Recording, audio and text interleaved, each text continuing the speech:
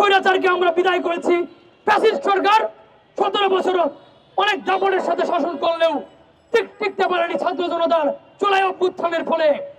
আপনারা যারাই স্বৈরাচারী আচরণ করবেন, আমাদের দেশনায়ক অনেক আন্তরিক, শিক্ষামন্ত্রী সাহেব মহোদয় আন্তরিক, তারা আমাদের নিয়োগ দিতে আগ্রহী, কিন্তু যারা আমাদের নিয়োগ দেওয়ার জন্য সবচেয়ে বেশি গুরুত্বপূর্ণ অবদান রাখার কথা, তারাই আমাদের সাথে সময় সময় বৈষম্য করে। তারা অনেক সময় আমাদেরকে বলে আমরা নিবন্ধন সনদ দিয়ে আমরা চাকরি দিই না। এটি কেমন যৌক্তিকতা? আমি সনদ দিয়ে কি করব? সনদ আমাকে কাগজ দিয়ে আমি কি করব? আমি আমার মেধা ও যোগ্যতার পরিচয় দিয়েছি, প্রিলি রিটার্ন ভাইবা পাশ করেছি, চূড়ান্তভাবে উত্তীর্ণ হয়েছি। নিয়োগ পাওয়া এটি আমার একটি রাষ্ট্রীয় অধিকার, নাগরিক হিসেবে এটি আমার অধিকার, আমি দাবি বলবো। কিন্তু কেন এটি আমার অধিকার, আমার অধিকার ক্ষুণ্ণ করা হলে আমি একজন নাগরিক হিসেবে অবশ্যই প্রতিবাদ করব। আমাদেরকে হুমকি দামকি দিয়ে কোনো লাভ হবে না। প্রয়োজনে রাজপথ আবার অবরোধ করা হবে।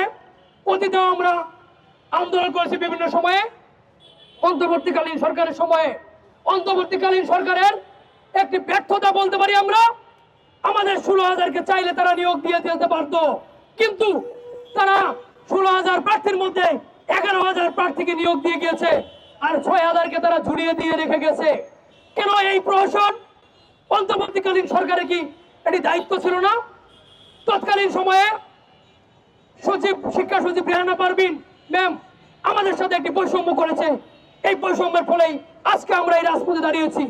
আমরা চাই বর্তমান সরকার, আমাদের সরকার, তারা যাতে আমাদের সাথে আর কোনো বৈষম্য না করে। এই নতুন বাংলায় কোনো বৈষম্য মেনে নেওয়া হবে না। আমরা কর্তৃপক্ষের দুর্নীতি, কর্তৃপক্ষের অস্বচ্ছতা, কর্তৃপক্ষের অব্যবস্থাপনার কথা জানাতে আজকের মানববন্ধন এসেছি। প্রয়োজনে আবার আমরা আসবো আরো কঠোর কর্মসূচি নিয়ে। আমাদের এই সংখ্যা কম সংখ্যক দেখে আপনাদের ভাবার সুযোগ নেই। আমরা রাজপথ থেকে আমরা উধাও হয়ে যাব।